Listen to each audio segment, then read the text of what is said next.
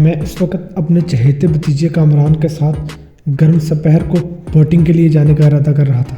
تھانے سے روانہ ہونے ہی والا تھا کہ ایک بوڑھی خاتون بیگم جعفری کا فون آ گیا۔ وہ ہنسی دہشت زدہ اور غمزدہ لگ رہی تھی۔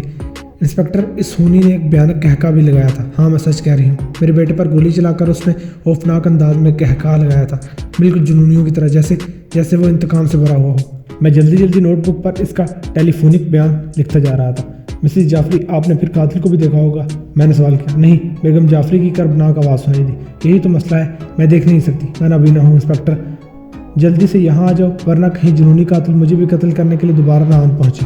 میں فوراً ہی اپنے 2 ماتحت امجد اور سلیم کو لے کر نکلا اور مسز جعفری کے بنگلے تک جا پہنچا۔ روانہ ہونے سے قبل میں نے پولیس سرجن ڈاکٹر اشتیاق کو بھی مطلع کر دیا تھا۔ دروازہ فرانزک ٹیم کے ایک آدمی ہی نے کھولا تھا۔ میں بیگم جعفری سے ملا۔ وہ سلیپنگ سوٹ میں تھی اور اس کے پاؤں میں چپل وغیرہ نہیں تھی۔ بیٹے کی اچانک اور خوفناک ہلاکت کے بعد اسے اس بات کا ہوش ہی کہاں تھا۔ اس کے بیٹے فرمان کی لاش گھر کے لیونگ روم میں پڑی تھی۔ لیونگ روم میں مجھے قدیم طرز کا بھاری فرنیچر دیکھ کر حیرت سی ہوئی۔ فرمان کی لاش کمرے کے ایک کونے میں 2 فریم شدہ پینٹنگز کے نیچے فرش پر پڑی تھی۔ یہ دونوں پینٹنگز خوشنما رنگین ٹوکریوں پر مشتمل تھی جن میں مختلف پھل سجے ہوئے نظر آ رہے تھے۔ قریبی میز پر چینی نسل کا ایک بلی کا مجسمہ تھا جس کی نیلی آنکھیں اس قدر چمکدار تھی کہ بلی کا جیتا جاگتا نمونہ ہی نظر آ رہی تھی۔ پولیس سرجن ڈاکٹر اشتیاق فرمان کی لاش پر جھکا اس کا معائنہ کر رہا تھا۔ گولی فرمان کے دل پر لگی تھی جس سے یقینی طور پر فوری موت واقع ہو گئی تھی۔ فرمان چہرے مہرے سے کم از کم 50-55 کا لگتا تھا۔ گولی لگنے سے اس کا زیادہ خون نہیں بہا تھا، شاید اس کے قیمتی سوٹ میں جذب ہو گیا۔ باہر کیف ضروری کارروائی کے بعد میں نے اپنے ساتھیوں کو لاش اٹھا کر لے جانے کی ہدایت کر دی، جبکہ میں خود بیگم جعفری سے چند سوالات کرنے کے لیے وہیں رک گیا۔ بوڑھی اور نابینا بیگم جعفری کی حالت ناگفتہ بے تھی۔ وہ بار بار ہذیان انداز میں بڑبڑا رہی تھی۔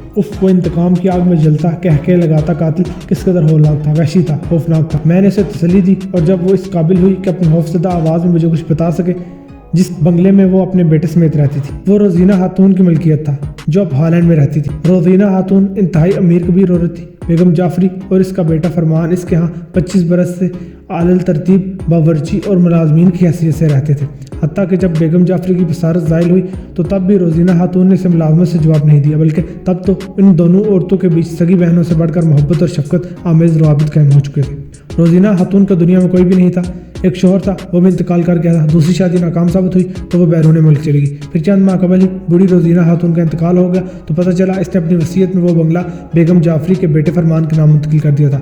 بیگم جعفری، اگر آپ اس قاتل کو وفر کردار تک پہنچانا چاہتی ہیں تو خود پر قابو پا کر مجھے معلومات فراہم کرنا ہوگی۔ میری بات پر اس کے آنسو کچھ تھمے۔ میں نے اس سے دوبارہ پوچھ گچھ شروع کی۔ اس نے بتایا کہ اسی سپہر وہ حسب معمول اپنے بستر پر تھی کہ بنگلے کے دروازے پر کسی کار کے رکنے کی آواز سنی دی۔ گھنٹی بجنے پر اس کا بیٹا دروازہ کھولنے گیا۔ اسی روز صبح تقریباً 9:30 بجے کوئی اس سے ملنے آتا تھا، لیکن بیگم جعفری کو اس کا نام معلوم نہیں تھا۔ ویسے بھی اس کا بیٹا اسے ہر بات بتانے کا عادی نہیں تھا اور بیگم جعفری بھی متجسس طبیعت کی مالک نہیں تھی۔ تاہم ان کے ہاں بہت کم لوگ آیا کرتے تھے، اس لیے جب ایک دن میں دوسرا ملاقاتی آیا تو بیگم جعفری کا جذبہ تجسس بیدار ہو گیا اور وہ اٹھ کر ان دونوں کی گفتگو سننے کی کوشش کرنے لگی۔ میں نے ان دونوں کے قدموں کی چاپ سنی، وہ ہاتھ سے نشست گاہ کی طرف جا رہی تھی، لیکن اپنے بیڈ روم میں مجھے ان کی گفتگو سنائی نہیں دے رہی تھی۔ ہاں، البتہ تقریباً 1 یا 2 منٹ کے بعد مجھے وہ کہکا ضرور سنائی دیا۔ میں نہیں بتا سکتی کہ انسپکٹر وہ کیسا خوفناک کہکا تھا، طویل اور بلند اور نہایت ہی وحشتناک۔ میں کچھ خوفزدہ ہو گئی۔ لاشعوری طور پر مجھے فرمان کی زندگی خطرے میں محسوس ہوئی۔ میں بستر سے اٹھ کر راہداری میں کھڑی ہوئی، وہاں بھی مجھے کچھ سنائی نہ دیا تو میں سیڑھیوں کے سرے تک چلی گئی اور عین اسی وقت پاگل آدمی کا ایک اور خطرناک کہکا اس بنگلے میں گونجتا ہوا محسوس ہوا۔ میرا دل تیزی سے دھڑکنے لگا۔ چونکہ میں احتلاج قلب کی مریضہ ہوں اس لیے سمجھی کہ مجھے دورہ پڑنے والا ہے۔ اتنی دیر میں وہ کہکا رک چکا تھا۔ پھر میں نے اس خوفناک آدمی کو بولتے سنا۔ وہ میرے بیٹے سے کہہ رہا تھا، تمہیں معلوم ہونا چاہیے کہ میں جلد یا بدیر ضرور واپس آؤں گا۔ اس مرتبہ میں تم سب کو ختم کرنے آیا ہوں فرمان جعفری، تمہیں، شاکر، رومانہ اور جمشید، سبھی کو ختم کرنے آیا ہوں۔ یہ شاکر، رومانہ اور جمشید کون ہے؟ میں نے پوچھا۔ میں ان میں سے کسی کو بھی نہیں جانتی، یہ نام میں نے زندگی میں پہلی مرتبہ سنے ہیں۔ اس آدمی نے یہ کہنے کے بعد ایک خوفناک کہکا لگایا اور پھر گولی چلنے کی آواز آئی۔ یہ کہتے ہوئے بیگم جعفری نے بڑی مشکل سے اپنے سسکیاں روکی۔ اس وقت مجھے اپنے اندھے پن پر کتنی بے بسی اور لاچاری محسوس ہوئی تھی، تم اس کا اندازہ نہیں کر سکتے انسپکٹر۔ جو انسان کچھ نہ دیکھ سکے، جس کے سامنے ہر وقت اندھیرے ناچتے ہوں، اس کی زندگی بھی کیا زندگی ہے۔ میں اپنے بیٹے کے قاتل کو بھی نہیں دیکھ سکتی تھی۔ میں وہیں کھڑی رہی بے حس و حرکت، پتہ نہیں کتنی دیر۔ مجھے وقت کا کوئی اندازہ نہیں ہو رہا تھا۔ پھر مجھے دوبارہ قدموں کی چاپ سنائی دی۔ اس مرتبہ وہ نشست روم سے نکل کر سیڑھیوں کی جانب آ رہے تھے، میری جانب، اور اس نے مجھے دیکھا۔ ہاں، میں یہ جان سکتی ہوں کیونکہ وہ ہنسا تھا۔ اس کی ہنسی پہلے سے مختلف تھی۔ اس مرتبہ اس نے قہقہہ نہیں لگایا تھا بلکہ ہلکی آواز میں ہنسا تھا، جیسے اپنے شکار کو بے بس دیکھ کر اس کا تمسخر اڑا رہا ہو۔ میں واپس اپنے کمرے کی طرف دوڑی۔ کمرے کے اندر پہنچ کر میں نے دروازہ اندر سے بند کر لیا۔ اس کے قدموں کی آواز بتدریج نزدیک آتی گئی، پھر وہ میرے کمرے کے باہر رک گیا۔ اس نے دروازے کے ہینڈل کو گھما کر دھکیلا۔ 2-3 مرتبہ ایسا کرنے کے بعد اس نے ایک اور قہقہہ بلند کیا، پھر اس کے قدموں کی آواز دور ہوتی گئی۔ وہ باری باری کئی کمروں میں بھی گیا۔ ہر کمرے کا دروازہ زور زور سے کھولنے اور بند ہونے کی آواز آتی رہی۔ آخر میں اس کے سیڑھیاں اترنے کی آواز آئی، پھر کار سٹارٹ ہونے کی آواز آئی اور وہ چلا گیا۔ میرے بیٹے کا قاتل چلا گیا اور میں کچھ بھی نہ کر سکی۔ اس کی آواز برا گئی اور پھر اس نے رونا شروع کر دیا۔ میں نے نرم لہجے میں پوچھا، کیا آپ کو اپنی یادداشت پر زور دینے پر بھی روزینہ، شاکر اور جمشید وغیرہ کے نام یاد نہیں آتے؟ نہیں، یہ نام میں نے پہلے کبھی نہیں سنے۔ اچھا، آپ کو اندازہ ہے کہ یہ سب کس سلسلے میں ہو سکتا ہے؟ نہیں، بالکل نہیں۔ ہاں، اگر مانی اس معاملے میں ملوث ہو تو اور بات ہے۔ مانی، یہ میری پوتی کا نام ہے، فرمان کی بیٹی، آوارہ اور بد چلن بیٹی۔ فرمان کی بیوی اس کی پیدائش سے چند سال پہلے مر گئی۔ فرمان اور میں نے مانی کی پرورش کی ہے۔ روزینہ کو بھی اس سے بڑا لگاؤ تھا، وہ تو بیچاری اسے اپنے بیٹی کی طرح چاہتی تھی، لیکن مانی ابتدائی عمر سے ہی نافرمان بردار، خودسر اور سرکش لڑکی تھی۔ اس سے خوش فہمی تھی کہ وہ ایک بہترین اداکارہ یا گلوکار بن سکتی ہے، اس لیے اپنی خوش فہمی اور شوق کی خاطر اس نے نہ جانے کتنے لوگوں سے دوستیاں قائم کی، میل ملاپ ہوئے۔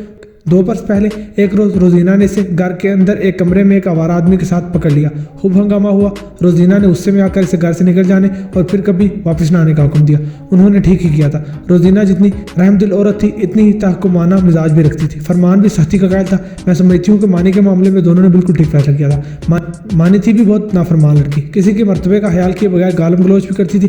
اگر اس نے انتقام لینے کی خاطر اپنے باپ کو قتل کروا دیا ہو تو مجھے کوئی تعجب نہیں ہوگا۔ آہ، وہ وحشت ناک قہقہہ۔ بیگم جعفری ایک مرتبہ پھر رو پڑی۔ پھر میں اس سے کئی باتیں پوچھنا چاہتا تھا مگر وہ کمزور اور بوڑھی عورت فی الحال اس قابل نہ تھی، اس لیے میں خاموشی سے اس کے کمرے سے نکل گیا۔ کیونکہ قاتل پورے گھر میں گھومتا رہا تھا، اس لیے میں نے سراغ کی امید میں کمروں میں جانا مناسب سمجھا۔ ہر کمرے میں قاتل کی وحشت اور دیوانگی کے ثبوت نمایاں تھے۔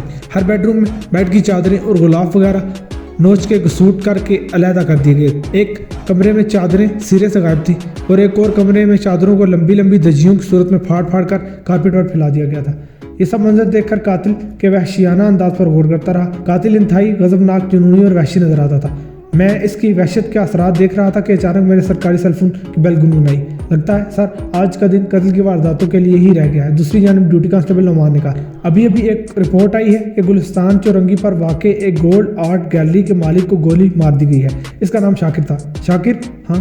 شاکر کہا ہے نا تم نے؟ ہاں، شاکر۔ میری ریڑھ کی ہڈی میں سرد لہر دوڑ گئی۔ ٹھیک ہے نعمان، اس کی تفتیش میں ہی کروں گا۔ تم فوری طور پر 2 آدمی وہاں بھیج دو، امجد اور سلیم کو میں یہیں چھوڑ جاؤں گا۔ ٹھیک ہے سر، کوئی اور بات؟ ہاں، ایک اور کام بھی ہے۔ تم تمام پاگل خانوں اور دماغی امراض کے اسپتالوں سے معلوم کرو کہ کوئی پاگل فرار تو نہیں ہو گیا۔ میں نے کہا، مجھے یقین تو تھا کہ دوسرا قتل بھی فرمان کے قاتل نہیں کیا تھا۔ بقول بیگم جعفری ان کی گفتگو سننے کے مطابق اس نے کہا تھا، تمہیں معلوم ہونا چاہیے کہ میں جلد یا بدیر واپس ضرور آ جاؤں گا۔ اس مرتبہ تم سب کو ختم کرنے آیا ہوں، فرمان، تمہیں، شاکر، رومانہ اور جمشید، سبھی کو۔ اور اب وہ فرمان کے بعد شاکر کو بھی قتل کر چکا تھا۔ میں نے امجد اور سلیم کو ضروری ہدایات دی اور ڈاکٹر اشتیاق کو ساتھ لیتا ہوا دوسرے قتل کی جائے واردات پر پہنچا۔ تاہم میں نے امجد اور سلیم کو یہ ہدایت بھی کر دی تھی کہ وہ بیگم جعفری کی کسی ہمسائی یا سہیلی کو اس کی خبر گیری کے لیے بلا لیں اور بنگلے کے ارد گرد ٹائروں کے نشانات وغیرہ کا سراغ بھی تلاش کریں۔ گلستان چورنگی کی طرف جاتے ہوئے جب میں اپارٹمنٹ کے قریب سے گزرا تو مجھے یاد آیا کہ آج تو مجھے اپنے بھتیجے کامران کے ہمراہ بوٹنگ کے لیے جانا تھا۔ کامران کی سیاہ ٹویوٹا باہر کھڑی تھی، اس کا مطلب تھا وہ بیچارہ میرا انتظار کر رہا تھا۔ میں نے سوچا، حالانکہ پولیس والوں کی چھٹی کا کوئی وقت نہیں ہوتا۔ کامران کی عمر مجھ سے چند برس کم تھی۔ بدقسمتی سے میرے بھائی جواد اور بھابھی نجمہ کا، یعنی کامران کے والدین کا، بچپن میں ہی ایک جان کا حادثے میں انتقال ہو گیا تھا، لہٰذا کامران کی پرورش اور تربیت کی ذمہ داری میں نے ہی سنبھالی تھی۔ مجھے کامران سے بہت محبت تھی، وہ میرا دوست بھی تھا، بیٹا بھی، کیونکہ میں نے اسے ماں اور باپ دونوں کا پیار دیا تھا۔ میری خواہش تھی کہ وہ بھی پولیس میں بھرتی ہو، مگر اسے ملٹی میڈیا اور فوٹوگرافی کا شوق تھا۔ تعلیم مکمل ہوتے ہی 2 ماہ کے لیے وہ رضی آباد بھی گیا۔ رضی آباد ایک بڑا شہر اور تفریح مقام بھی تھا۔ بقول اس کے وہاں تفریح کے ساتھ ملٹی میڈیا اور فوٹوگرافی کا ڈپلومہ کورس بھی کر لے گا۔ میں تو خود ڈیوٹی میں مصروف رہتا تھا، پھر کامران تو فارغ تھا، میں نے اسے اجازت دے دی۔ وہ اب واپس آ گیا تھا اور میرے ہی پاس تھا، اور بھلا جاتا بھی کہاں، کون تھا اور اس دنیا میں؟ میرے اپارٹمنٹ میں اس کی وجہ سے خوب رونق ملا لگا رہتا تھا۔ اس کا بڑا اور بزرگ ہونے کے ناطے میں اکثر اوقات اسے نصیحتوں سے نوازتا رہتا، اگرچہ مجھے احساس تھا کہ کامران خود ایک جوان اور سوجھ بوجھ رکھنے والا نوجوان ہے، لیکن بڑوں کے لیے چھوٹے چھوٹے ہی رہتے ہیں۔ مجھے اس سے اتنی محبت تھی کہ میں ایسا کرنے پر مجبور تھا۔ میں نے کامران کی کار کو دیکھ کر پولیس کار روک دی اور سیڑھیاں چڑھ کے اپنے اپارٹمنٹ میں چلا گیا۔ کامران اپنے کمرے میں لیپ ٹاپ پر جھکا کوئی مضمون ٹائپ کر رہا تھا۔ اس پر اکثر کوئی نہ کوئی بھوت سوار رہا کرتا۔ آج کل اس پر مختلف موضوعات پر مضامین لکھنے کا بھوت سوار تھا جو کسی اخبار یا رسالے میں چھپ بھی جایا کرتے تھے، جس کا معاوضہ اسے مل جایا کرتا۔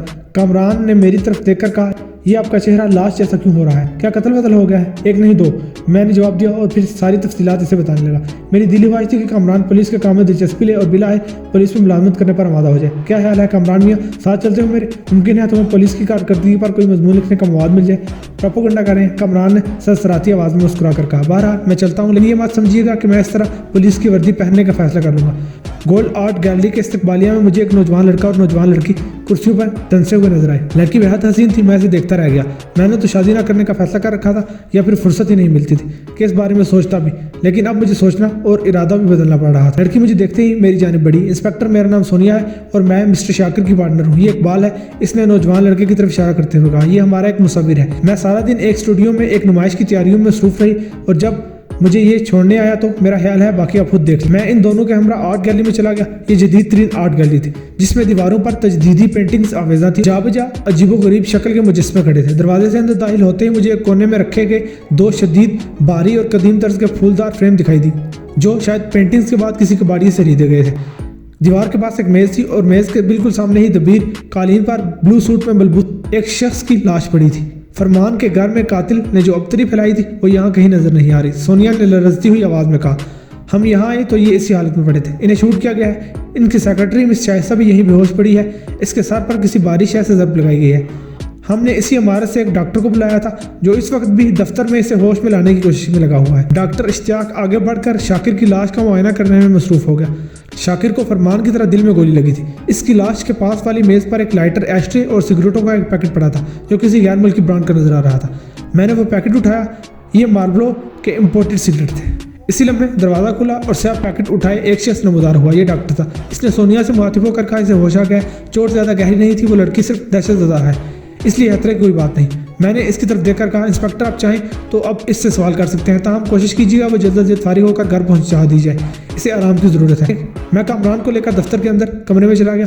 شاکر کی نازک اندام پستہ قد سیکرٹری مس شائستہ ایک صوفے پر دراز تھی۔ میں نے اپنا تعارف کرایا۔ شائستہ نے اپنے اعصاب پر قابو پانے کے لیے چند گہری سانسیں لی، پھر پوچھا، کیا شاکر صاحب زندہ ہے؟ نہیں۔ میں نے نفی میں سر ہلایا۔ میں نے دیکھا شائستہ کا بدن زور سے کانپا۔ اس نے لرزتی آواز میں کہا، میں نے سب کچھ اپنی آنکھوں سے دیکھا ہے۔ میں اس کی بات پر چونکا، یعنی تم نے قاتل کو دیکھا ہے؟ اس نے اس بات میں اپنے سر کو جنبش دی اور آہستہ آہستہ کہنے لگی، آج دوپہر کے وقت شاکر صاحب نے مجھے پرانے فریم لانے کے لیے بھیجا تھا جن کا سودا وہ خود طے کر کے آئے تھے۔ میں تقریباً 4 بجے واپس آئی۔ استقبالیہ کمرے میں کھلنے والا گیلری کا دروازہ نہیں ہوا تھا۔ میں اندر آنے ہی والی تھی کہ اچانک مجھے ایک قہقہے کی آواز سنائی دی۔ میرا اندازہ درست ثابت ہوا، دوسرا قتل بھی اسی قہقہے لگاتے قاتل کی کارستانی تھی۔ شائستہ کہہ رہی تھی، یہ قہقہہ نہایت ہی بھیانک تھا، جیسے کسی دہشت زدہ فلم میں ہوتا ہے۔ میں حیران ہوئی اور متجسس ہو کر میں نے دروازہ پورا کھول دیا۔ میرے سامنے باس کا خوفزدہ چہرہ تھا، وہ اپنی میز پر بیٹھے ہوئے تھے۔ ایک آدمی ان کے سامنے کھڑا تھا جس کی پشت میری جانب تھی۔ پھر اس کی آواز گونجنے لگی۔ اس کی آواز میں اس قہقہے کی طرح ڈراؤنی اور دہشت تھی۔ وہ باس سے کہہ رہا تھا، شاکر تم اتنے حیران کیوں؟ کیا تمہیں معلوم نہیں تھا کہ میں واپس آ جاؤں گا؟ میں فرمان کو قتل کر چکا ہوں، اب تمہاری باری ہے۔ پھر رومانہ اور جمشید کو بھی ٹھکانے لگا کر حساب برابر کر دوں گا۔ اور پھر اچانک گولی چلنے کا دھماکہ ہوا۔ چونکہ اس کی پشت میری جانب تھی اس لیے مجھے اس وقت تک معلوم نہیں تھا کہ اس کے ہاتھ میں پستول بھی ہے۔ باس شاکر کی گولی لگتے ہی آگے کی طرف گرے تو بے اختیار میری چیخ نکل گئی۔ آواز سن کر وہ شخص تیزی سے میری طرف مڑا۔ میں نے اس کا چہرہ دیکھا، اف کس قدر خوفناک چہرہ تھا۔ وہ دبلا سوکھا، بالکل کسی مردے کی طرح، اور دہشت ناک دہکتی ہوئی آنکھیں جیسے حلقوں سے باہر نکلنے والی ہوں۔ وہ پستول لے کر میری طرف آیا، خوفناک انداز میں ہنسا۔ میں نے دہشت زدہ ہو کر بھاگنا چاہا مگر اس نے مجھے بازو سے پکڑ لیا اور پھر مجھے سر پر زور کی ضرب لگی۔ یہ بتاتے ہوئے شائستہ اس کے تصور سے ہی سسکنے لگی۔ اب تو مجھے یوں لگتا ہے جیسے یہ کوئی ڈراؤنا خواب تھا، حقیقت نہیں، یہ ایک ڈراؤنی حقیقت تھی مس شائستہ۔ میں نے گمبھیر لہجے میں کہا، اس آدمی کے بارے میں مجھے کچھ بتاؤ، اس کی عمر کیا ہے؟ میرا خیال ہے 35-36 سال کا تو ہوگا۔ اس کے بال ہلکے سیاہی مائل براؤن تھے۔ اس نے اسپورٹس جیکٹ پہن رکھی تھی۔ میرا خیال ہے کہ وہ بلیکش براؤن تھی، لیکن سب سے نمایاں چیز تو اس کی آنکھیں تھیں، بڑی بڑی گہری وہ ہولناک آنکھیں۔ اس سے پہلے تم نے کبھی اسے دیکھا ہے؟ نہیں۔ اگر وہ چہرہ میں نے کبھی دیکھا ہوتا تو اسے بلانا ناممکن ہوتا، شائستہ نے جواب دیا۔ اب بھی میں اسے لاکھوں میں پہچان لوں گا۔ میں نے ہیڈ کوارٹر فون کر کے قاتل کا حلیہ بتایا، محکمے کے مصور کو اس کا خاکہ تیار کرنے کا حکم دیا، ساتھ ہی ڈیوٹی کانسٹیبل سے بولا پاگل ہانو وغیرہ سے کچھ معلوم ہوا؟ میں نے ہر جگہ سے معلوم کیا سر، کہیں سے کوئی پاگل فرار ہونے کی رپورٹ نہیں ہے۔ نفسیاتی اسپتال کوئی نہیں؟ میں نے پر خیال انداز میں کہا۔ قاتل کا حلیہ بتا کر مصور سے خیالی خاکہ بنوا کر فوری اخبارات میں نمایاں ہر جگہ پر شائع کرنے کے احکامات جاری کیے۔ میں نے فون پر تھانے میں یہ بھی بتایا کہ ہمارا واسطہ ایک انتہائی خطرناک قاتل سے ہے، اگر ہم نے ذرا سی بھی غفلت برتی تو وہ مزید 2 افراد رومانہ اور جمشید کو قتل کرنے میں کامیاب ہو جائے گا۔ ریسیور واپس رکھتے ہوئے میں نے شائستہ سے پوچھا، فرمان کو جانتی ہو؟ نہیں۔ کیا یہ وہی شخص ہے جس کے بارے میں قاتل نے کہا تھا کہ وہ اسے قتل کرنے جا رہا ہے؟ ہاں۔ کیا شاکر سے جانتا تھا؟ نہیں، میں نے ان کی زبانی کبھی یہ نام نہیں سنا۔ اچھا، جمشید اور رومانہ ان 2 ناموں سے واقف ہو؟ جمشید تو بڑا عام سا نام ہے، گیلری کے کئی مصور اور گاہکوں کا نام جمشید ہے، لیکن رومانہ کا نام میرے لیے قطعی طور پر اجنبی ہے۔ میں گزشتہ 5 سال سے شاکر صاحب کی سیکرٹری ہوں، اگر شاکر صاحب اس نام کی کسی عورت سے واقف ہوتے تو مجھے ضرور معلوم ہوتا۔ کیا شاکر شادی شدہ تھا؟ نہیں۔